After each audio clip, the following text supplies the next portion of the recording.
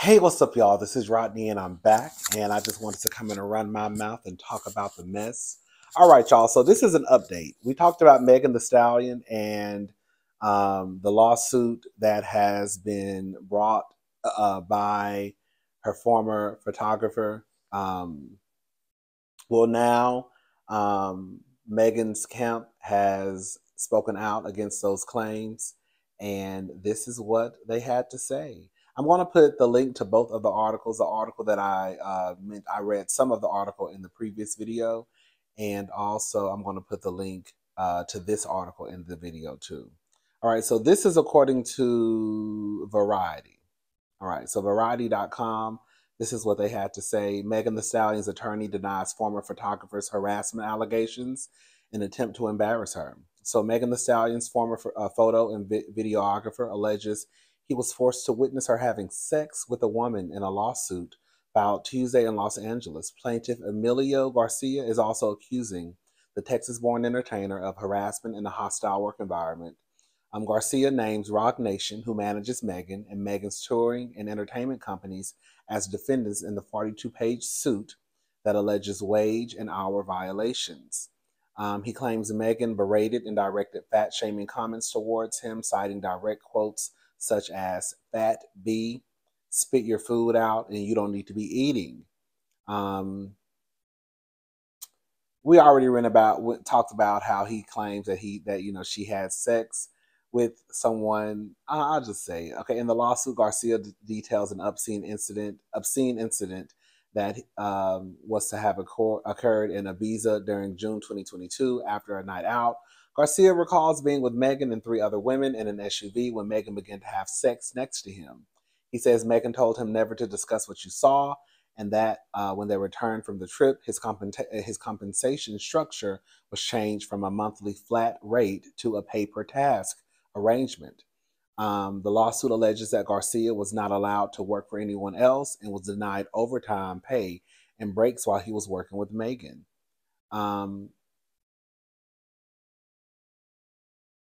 Stallion's misclassification of his employment status left him without basic insurance coverage, depriving him of essential health care, the lawsuit states. Garcia grapples with the mounting anxiety, depression, and physical distress stemming from the toxic work environment, compounded by the trauma of unpaid work. An attorney for Megan Thee Stallion, Alex Spiro, said Tuesday, this is an employment claim for money with no sexual harassment claim filed, and with the salacious accusations to attempt to embarrass her. We will deal with this in court. To be clear, he's not filing a lawsuit about that has anything to do with anything sexual. He's filing a lawsuit for unpaid wages, basically. It has nothing to do, right? Even with the other article. I'm going to put both of the articles. This is what I'm reading. Even with the other article from NBC News, it says that Garcia told NBC News in an interview that he is seeking more than 6 figures. The suit seeks unpaid wages, as well as interest on the unpaid wages, unpaid overtime wages, and other employee benefits at that legal rate. He is also seeking statutory penalties and wage penalties pursuant to the California labor laws. Punitive damages according to proof and costs he incurred, including attorney fees. So not to say that it's still not bad, but I didn't read anywhere that he was accusing her. Listen, this is what I need a Patreon. Girl, the girls get canceled nowadays over anything. I do think that Meg probably has sex. I do. I could see Meg propping her legs open and some girl going down on her. I could see it. I really could. I could see Megan being so drunk, because in the other lawsuit, he claims that she asked him, "Were you in the car?" I could see Meg being so drunk that she didn't remember who was in the car, right? And I could see something like that happening. Now, she could have also went downtown too. Hello? And faced the nation. Shout out to Erica De Niro TV. She could have faced the nation too. you know? Um, so he's basically saying, we're going to talk through this. Let me get comfortable. You know, when I get comfortable, girl, it might be a long video. It ain't going to be too long. So he's basically claiming that this sexcapade happened when they were in Ibiza.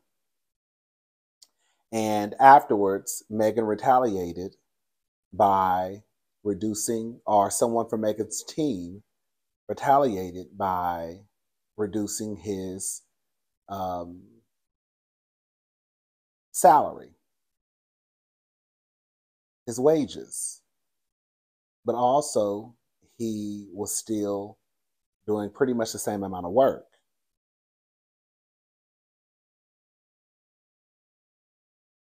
I'm just asking a question. I'm just asking a question. I'm not going to ask that question. I'm not going to ask it.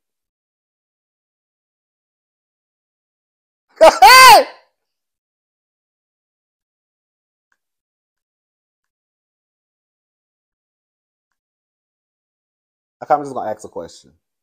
I'm not saying that the guy's lying. Because I believe that he's telling the truth about Meg having sex with that woman or those women. Do you think, I'm just asking a question, do you think that he could be a disgruntled employee who is now looking for a payday through a lawsuit? Do you think that it was all good in the hood, and even though Meg had sex, or allegedly had sex, and even though there's a possibility that his pay was cut, he was okay with it? But once he was released to the community and no longer had employment, he was upset because how dare you? How dare you how dare you call me a fat bitch? Say I don't need to be eating. And girl, you eating Boochie Cat right in front of my face. I ain't said nothing. And you gonna fire me? Okay, girl, I'm suing you, heifer. Do you think it could be one of those? I don't know. I'm just asking questions. Oh no, girl, I wasn't there. I wasn't there. I have my own thoughts of what I think. You know, everything that you think don't need to be said out loud either. Hello. You know, some of the girls still learning that. Some of y'all still learning that lesson. I learned that lesson a long time ago. Everything that you think ain't meant to be said on the World Wide Web. Hello. Y'all let me know what y'all think. Do y'all think that he's telling the truth? Do y'all think that the sex happened and in retaliation, basically, after that, they went after his pay and eventually released him? And he has every right to feel a certain way about what happened. You have cut this man's pay in half, right? I'm not going to say half. I don't know if it was half. But you have cut this man's pay and you had him doing the same amount of work. You owe him his money. You owe him his money. So run that man his coin. It could be one of those situations too. You owe this man some money. He was doing the same amount of work but getting paid pennies on a dollar. I don't know if that's what it was. You know, I'm doing a little exaggeration. Y'all let me know what y'all think. All right, y'all. So listen to this. This is according to the Neighborhood Talk. Y'all here for it? Hartsfield-Jackson Atlanta International Airport to limit access to the public due to too many homeless people roaming the property. So neighbors, it looks like the city of Atlanta will finally be taking measures to address a growing unhoused population that invades Georgia's Hartsfield-Jackson International Airport, according to WSB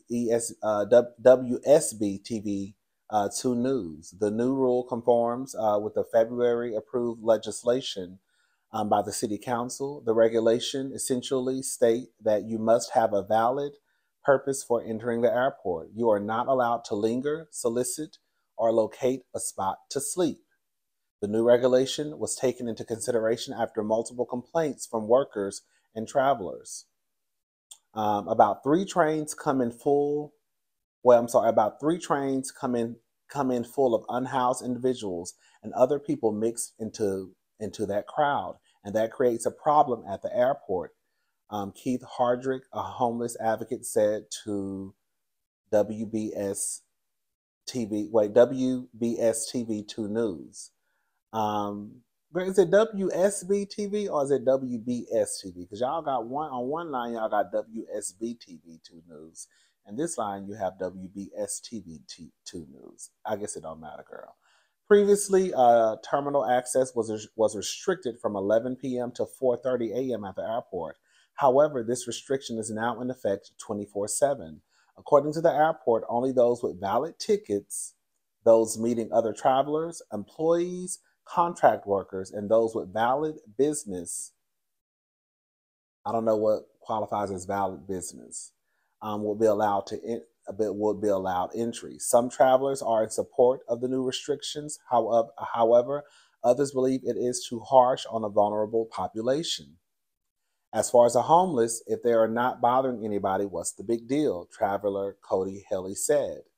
If you are spending $400 or $500 on an airline ticket, you shouldn't have to deal with begging or with being harassed. Keith Hardrick adds. Neighbors, what are your thoughts? Do you think it's something serious to be looked at, or just let them be?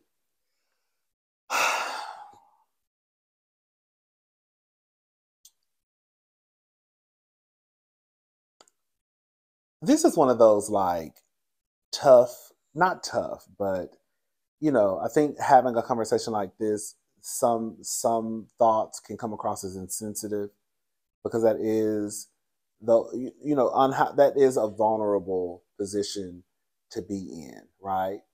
To be unhoused, to be seeking shelter, and one of the places you think that you would be okay for a few hours or even for the night might be the airport. I think on one hand, not to sound insensitive, the airport, that's still a business.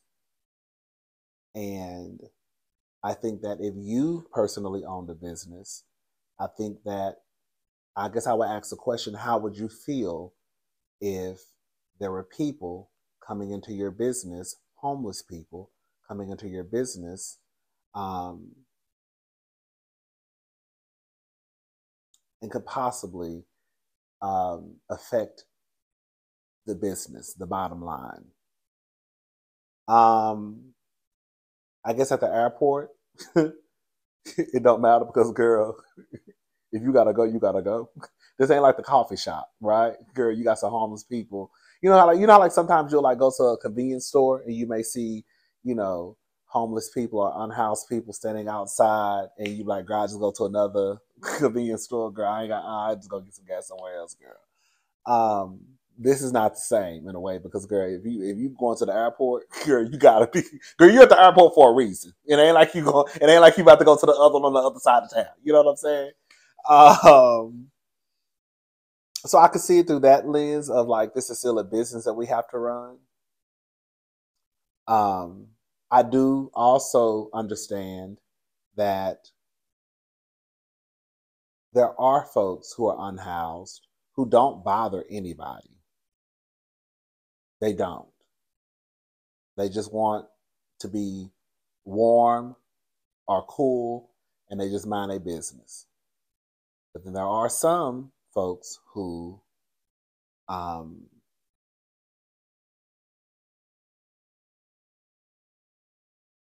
ask for assistance. I'm trying to be very careful with how I say it.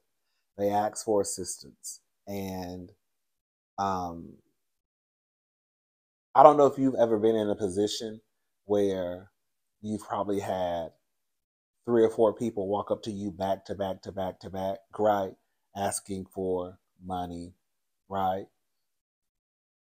And even though you know these people are in a very tough position, it can kind of get on your nerves. I'm just gonna go ahead and say it. Um, I feel like I live like in a decent area, but I also live where homeless people um, sometimes roam around. Not necessarily in my area, but like if I go up like a few streets up, girl, it'll be homeless people kind of like everywhere. And sometimes they will walk up to you, and you'll be like, do you have anything? No, I'm sorry, I don't have anything. Then another person, do you have? No, I don't have anything. Do you have it? So I could see how it could be an issue, even at the airport, of people just wanting to get where they need to go, and girl, people stopping you and asking you, "Do you have this? Do you have this? Do you have this?" No, no, no, no, no, no, babe. I'm just trying to get to my plane. Girl, I got 30 minutes before they close the door. You know what I'm saying? The next thing is, how do they like? Y'all don't y'all. Okay, this is what they said. Let me just go back and read it. According to the airport, only those with valid tickets, those meeting other travelers, employees, contract workers, and those with valid business will be allowed will be allowed entry. Okay, with valid tickets, okay, your boarding pass. Those meeting other travelers, how do you know? Because I think that in some folks' heads, we have this idea of what an unhoused or homeless person looks like. Girl, that's not the case in every situation. Girls, some of the girls and boys, they may be unhoused, but girl, it might just be because they ain't got nowhere to sleep for the night. You know what I'm saying? Like it ain't none of that. Oh, they just like they're down and out, but it's not giving you. I haven't washed my ass in 2 years. It's giving girl. I'm you know what I'm saying? Like every homeless person doesn't look the same. So I would want to know like how would they determine, who's up there to pick to meet someone. Like what is the valid business? Like how would you determine if you don't have a boarding pass, then how would it be determined whether or not you are one of those unhoused people, or if you're there to pick your child up because they just flew in on a flight by themselves, or you're there to meet a family member or a friend? Like how would you know? Does that make sense what I'm saying? Because every homeless person doesn't look the same. And every homeless person isn't walking around here with a smell, or, they don't look, dirty. That's not every homeless person. There's some people just, girl, I don't see some people begging for money, baby. Their clothes look cleaner than mine. Hello? What y'all think? That's what I think. I think that from a business standpoint, it's still a business. Like the airport is still a business. You know what I'm saying? But I also want to know, like, how would you determine, like, if you don't have a boarding pass, and how the hell you know if they up there to really meet somebody before they walk through the doors? Like, oh, I'm here to meet so and so. And Atlanta Airport, they have some of those restaurants. You don't have to go through the terminals. I believe that's Atlanta Airport. Girl, that Atlanta Airport is a mess. Let me say something. Now, let me say this though. Let me be messy for a little bit. Atlanta Airport is already a hot ass mess. If we're gonna be honest about it. Atlanta Airport is the busiest airport in the entire world. Okay? No, like bullshit, you not Google it. Atlanta Airport is the busiest airport in the entire world. So it's a lot of foot traffic, a lot of layovers, a lot of a lot of stuff, like a lot of planes. Like it's just busy. Not the biggest, but I don't think it's the biggest. It's not the biggest, but it's the busiest. But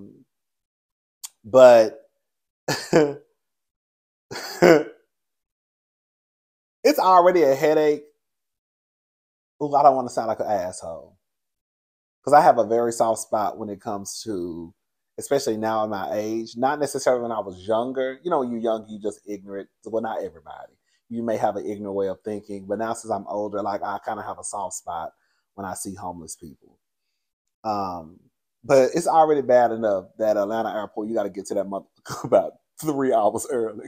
When I tell you Atlanta Airport is a headache to me, I think I have been to Atlanta plenty of times. Hello, girl. But when I tell y'all, I probably had one good experience at Atlanta Airport. What I'm talking about, girl, I just went through TSA. Girl, any other day, girl, I be on the edge. That's one of the main reasons why, honestly. Well, I think because I went to Atlanta so much back in the day that I kind of got burnt out on Atlanta. But that's one of the reasons why I really don't go to Atlanta as much as I used to because of that airport. Girl, that Atlanta airport, girl, will drive me up a wall. Girl, girl, it be so much going on. It be people everywhere. Them lines be long as hell. It just be a lot going on. So the last thing I need is be trying to get to this airport, and I got 5 or 6 people asking me for money, baby. Please, I don't have nothing. I'm just trying to get up in this. I'm just trying to get to this airport, get through the CSA, and get to this gate. Because baby, it's about to be a goddamn storm up in this airport. I think the longest it ever took me to get through TSA was probably about. Well, this was during MLK weekend. Oh, remember that time? Some of y'all don't know, but I was supposed to go to DC. I wanted to go see Vice President Kamala Harris get sworn in at the inauguration, remember? But they canceled it because, girl, you know, the people was mad. Girl, y'all was up there acting like a goddamn donkey up in DC. And so they canceled it. And my flight was already booked. I had an Airbnb, remember? And I don't even do Airbnbs because the hotels were so goddamn expensive. Even like the Holiday Inns was expensive as hell. I was like, girl, I'm not paying much for no goddamn Holiday Inn. And I found a cute Airbnb. It was by Howard University. And it was a white couple, like a young white couple. Straight, heterosexual. Anyways, so I ended up having to cancel the trip because you really couldn't get into DC. I don't think that was like letting people. I'm not gonna say they weren't letting people into DC, but it was like it was like basically no use to me going. So I had to cancel everything. I got my money back from the Airbnb. The Airbnb guy was really, really nice. I forgot his name, but he was really, really nice. And he was like sending emails and stuff to Airbnb so I could try to get my money back and all that stuff. So I got all my money back for the Airbnb. I think it was like almost $800. It was almost $800. I think it was like $7 something. It was almost $800. So thank God for that. And then I had a refund. I had got a what you call it? What do you call it? A credit. I was flying Southwest. But you know your bags fly for free. You know I do a whole bunch of carrying on when I go out of town. I had all types of coats and shit. It was cheaper for me to fly Southwest. I usually fly like United most of the time. A Spirit too, but I mostly fly United. But I was flying Spirit. I was flying Southwest that time because Southwest your bags fly for free, and I knew I was going to be taking a couple of bags because it was cold, and I was going to be bringing coats, and I was going to be real extra. Girl, I was going to be coats and girl scarves, all types of shit. I was going to be extra. I was going to be extra that weekend, girl. And this black lady getting sworn in, so girl, you know I was about to go up there and girl act like that was one of my family members on the other side. Okay, anyway, but yeah, so. I had a credit and I was like, girl, what am I going to do? Because now, you know, I'm off. I got this weekend off, you know what I'm saying? And so I ended up going to Atlanta. I said, I'm going to go to Atlanta. And I used a credit to fly into Atlanta. And it was snowing, I believe, that weekend. And that TSA line, bitch, when I tell y'all that TSA line was a long ass hell. When I say hell, girl, I know I had to be in that line for an hour and a half. I know it was a long time. And I just knew I had missed my flight because, girl, my flight was supposed to had been left. Girl, so I'm just, girl, God remember, girl. So I got a whole attitude. It's just an attitude. I'm pissed at everybody. I don't want nobody to say nothing to me. So I'm just walking to the gate, just girl, taking my little sweet time, girl, just like, because I know I'm going to have to go speak to an agent to try to get on the next flight. So I'm just walking to the gate, and I'm like, I see the door still open. I'm like, girl, what's going on? And so I'm like, hold on. So I put a little pep. So then I got a little pep in my step. Because I'm walking, I'm like, hold on. I'm like, it was a black woman. I was like, is this flight to Houston? And she was like, yes, baby, you need to hurry up and get on. I said, hold on. Y'all having that? She was like, no, we've been waiting on y'all. So they waited on us. Like, I know they had to have waited on, but I think a lot of airlines were waiting on waiting on us. I know they had to have waited at least, ooh, girl. They should have been gone about at least 35, 40 minutes before I even made it to the gate. Girl, it was like they were waiting. I was like, oh shit. So girl, I got on the plane and we made it on to Houston. But yeah. That's about the only that was probably one of the worst experiences I've had at Atlanta Airport. And other than that, I had one good one, and that was the last time I went. The very last time I went, remember when I went to that TV screening for Bold and Bougie? It was a seamless. It was seamless.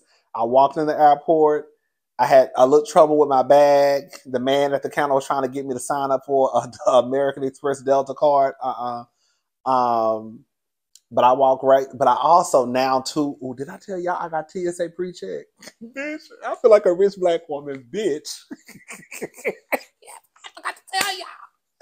Bitch, I forgot to tell y'all. Bitch, I got TSA pre-check. So listen, I already had clear. I had clear. And I had some stuff going on. Anyways, I had to get, you know, when you get TSA pre-check, you have to have your birth certificate. Well, it's a list of things you gotta have to have. And I think my grandmother had my birth certificate.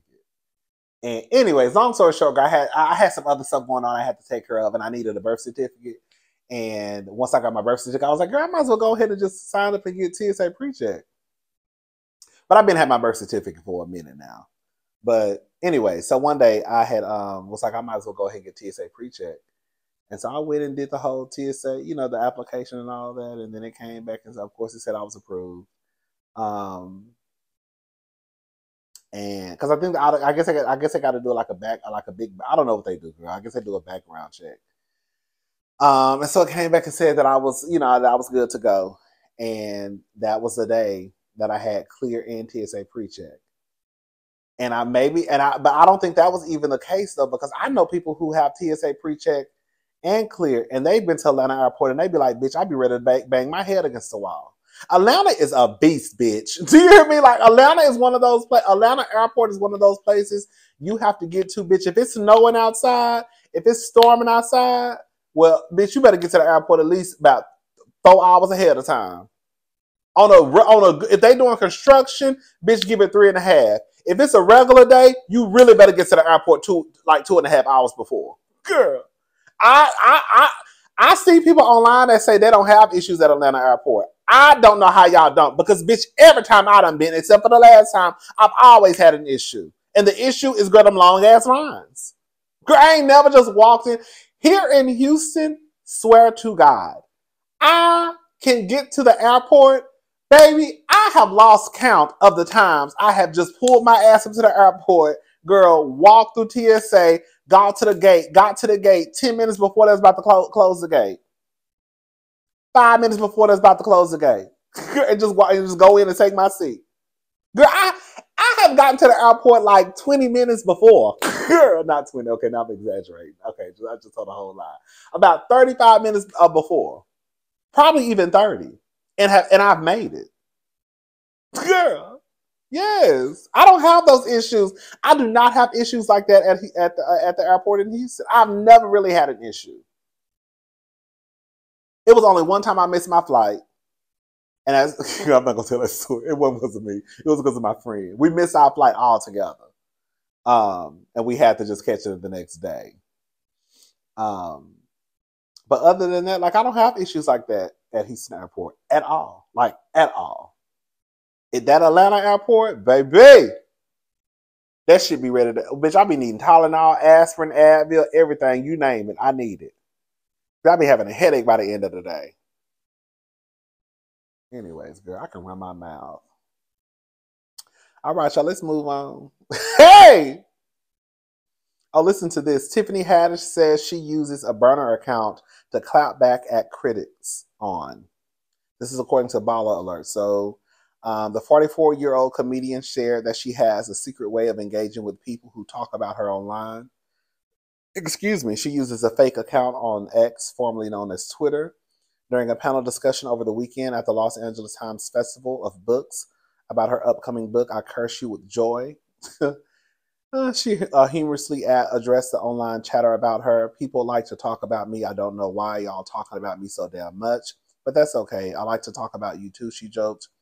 Tiffany explained her approach further. I made a fake page and now I'm able to talk shit.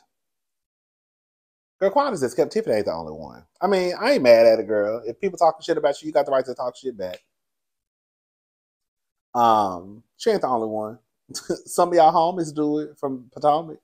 I said I was gonna mention that. Giselle, as far as I'm concerned, Giselle and Robin both got burner accounts. I don't give a damn what nobody got to say. Y'all think that Giselle really went from girl talking shit online to not talking shit online? Y'all really think that Giselle, girl, didn't want to take a picture with with the Brooke Ashley at BravoCon 2023 just because, girl, they ain't watching people videos? Girl, if y'all believe that shit, girl, they definitely got burner accounts, okay? A lot of the celebrities do. Y'all homegirl, that racist woman from Love and Hip Hop, Atlanta, the one who called Spice a blue monkey. Then she get caught up into some shit. Remember, she had an account, and then I guess when one of her children were born, she turned that account into a children's account, and she forgot that all the comments that she had left about like Sid, it was attached to that account. Like, girl, I think a lot of celebrities have burner accounts, especially the ones who just want to talk shit. And like I said, I'm not mad at it. It is what it is. Now with y'all girls from Potomac, I think that was just that was just fake because they tried to act like they wasn't online, like they wasn't bothered. Girl, y'all bothered, girl. Y'all talking shit, and that's fine. Anyways, I'm gone, y'all. I'll talk to y'all later. Y'all have a good day. Bye, y'all. So listen to this. I just ran across this article. This is 11alive.com. Okay, so it says age restrictions at Atlanta airport go in effect today. What to know? And this was published at 9:36 a.m. April the 22nd, but it was updated at 11:41 a.m. April the 23rd. Okay. So an ordinance passed by the Atlanta City Council back in February limiting entrance access at Hartsfield-Jackson Atlanta International Airport goes into effect Monday. The airport issued a release on April the 22nd stating it will begin implementing the new regulations in compliance with the City Council's legislation. Access will only be allowed at the airport to the following: ticketed passengers, airport personnel, people meeting or greeting passengers, workers performing maintenance, and other workers, I just told a lie, others who have legitimate business to conduct at the airport. The policy is in effect 24/7. The airport's release stated it noted that anyone in violation of the policy is subject to arrest and prosecution. The ordinance applies to the airport's terminals, parking decks, ATL, SkyTrain, and rental car center. The rationale for the legislation is first and foremost safety. The airport release stated this legislation enhances ATL's ongoing work to maintain a secure and safe environment for passengers, workers, and vendors at Hartsfield-Jackson. Police echoed this, saying safety and security are the priority. We are the busiest airport in the world. We have 250,000 to 300,000 people touch down on our campus every day, said Atlanta Police Major Kelly Kohler III, who's the airport section commander. They changed the signage and all that good stuff. Kohler gives examples. This is the part that I really wanted to tap into. Kohler gave examples of how police and customer service representatives will engage people, including asking questions like, what brings you to the airport today? How can I assist you getting to the airport safely? He said if police learn someone is there for reasons other than those listed, they have options for them. We will provide them services such as Project Hope or offer them off-site MARTA access. Girl.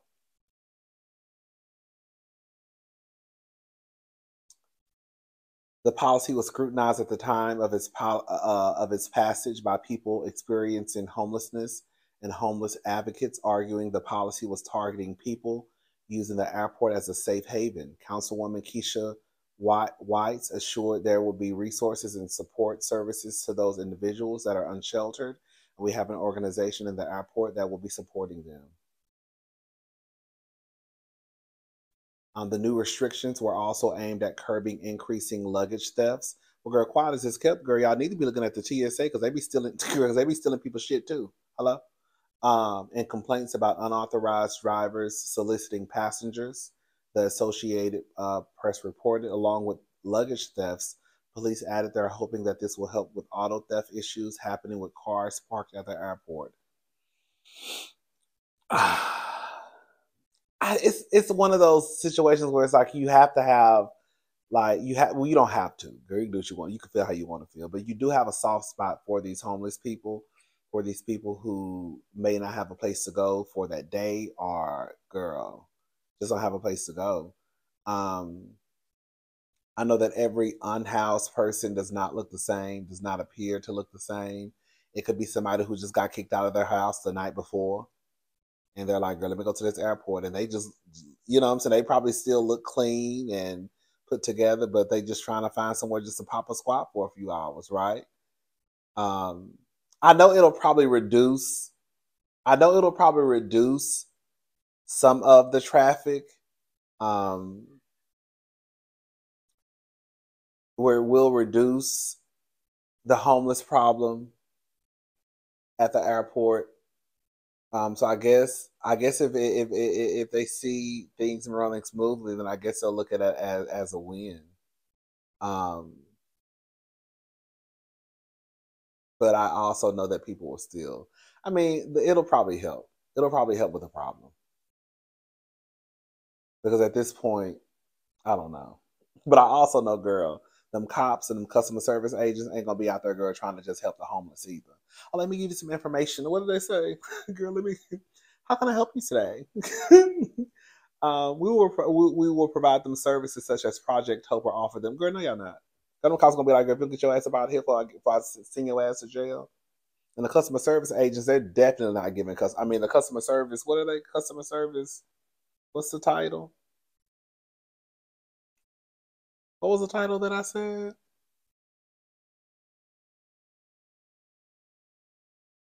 What was the title?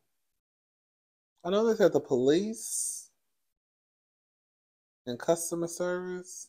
Anyways, those working in customer service ain't gonna be giving all of that, girl. Anyways, I just want to come and let y'all know that little part about how they were gonna handle the situation at the Atlanta airport. They do need to do something about the homeless problem. I don't know. I know that's probably not the airport's problem, but the city council, girl, y'all need to do something about the homeless problem. Period. Girl, just period across the world. Girl, it don't make no sense. I was just talking about this the other day.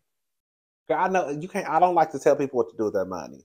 You know what I'm saying? Because that's I just don't feel like you should tell people what to do with their money. But it's always a but.